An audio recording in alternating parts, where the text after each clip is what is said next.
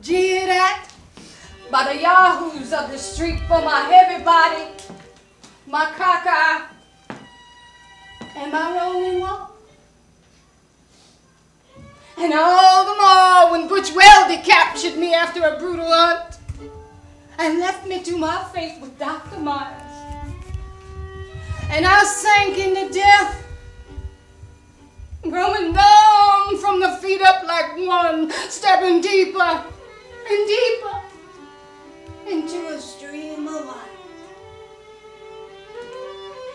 Will somebody go to the village newspaper and put into a book the verses I wrote? I thirsted so for love. I hungered so for life.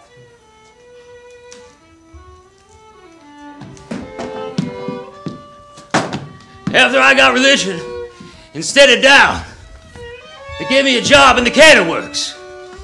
And every morning, I had to fill a tank in the yard with gasoline. They fed the blowfires to the sheds to heat the soldering irons.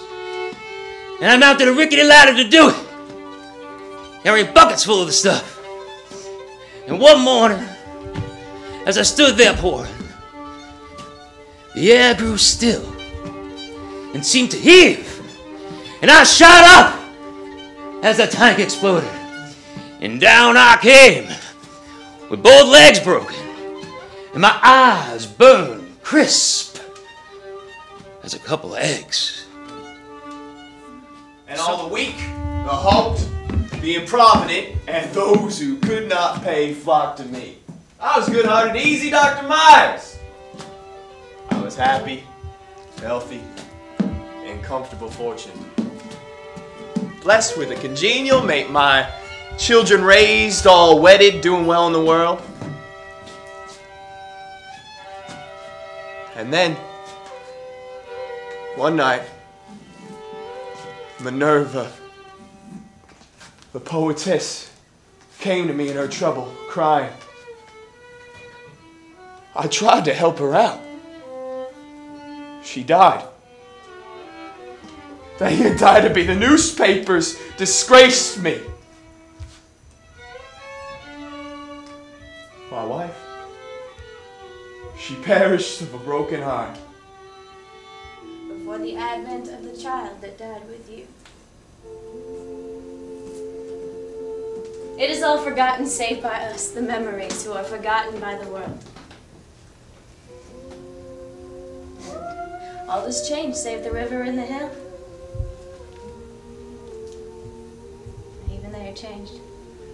Only the burning sun and the quiet stars remain the same.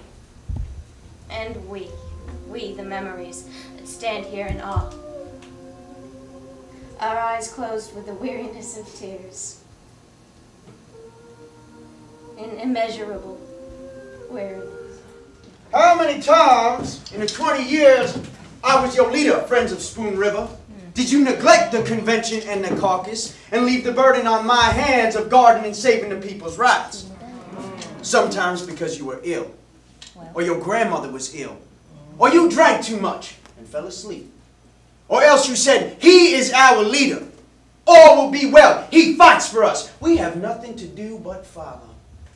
But oh, how you cursed me when I fell, and cursed me saying I had betrayed you in leaving the caucus room for a moment when the people's enemy there assembled, waited, and watched for a chance to destroy the sacred rights of the people. You common rabble. I left the caucus to go to the urinal. Did you ever hear? I spent my money trying to elect you mayor, A.D. Blood. If you in the village think my work was a good one, who closed the saloons? I lavished my admiration upon you. Stop all playing at cards. You, to my mind, were the almost perfect man. And hailed old Daisy Frazier in front of Justice Arnett in many a crusade to purge the people of sin. You devoured my personality and the idealism of my youth. Why do you let the milliner's daughter Dora and the worthless son of Reuben Pancher make my grave every night their unholy pillow? stole into the kitchen and took me right in his arms and kissed me on my throat, I turning my head. Then neither of us seemed to know what happened. And I cried for what would become of me. And I cried as my secret began to show. One day Mrs. Green said she understood and make no trouble for me. And being childless will adopt it. He giving her a farm to be still, so she hid into the house and sent out rumors as what was going to happen to her. And all went well, and child was born. They were so kind to me. Later I married Gus Wertman, and years passed. But the political rallies, when sitters-by thought I was crying at the eloquence of Hamilton Green, no, that was not it. I wanted to say, that's my son. That's my son! You should go.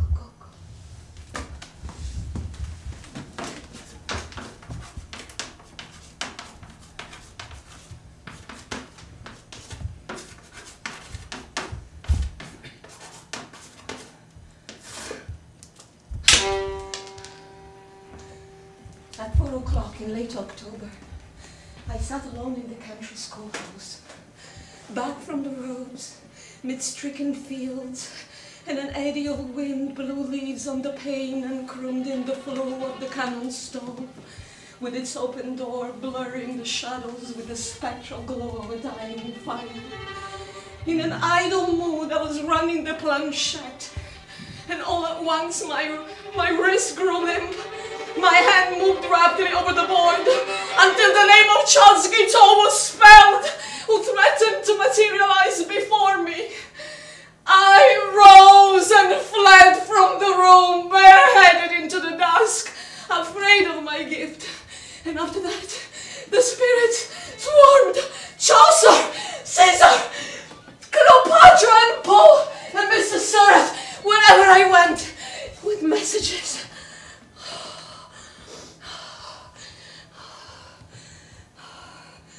Mere trifling twaddles, Spoon River agreed. You talk nonsense to children, don't you? And suppose I see what you never saw and never heard of and have no word for. I must talk nonsense when you ask me what it is I see.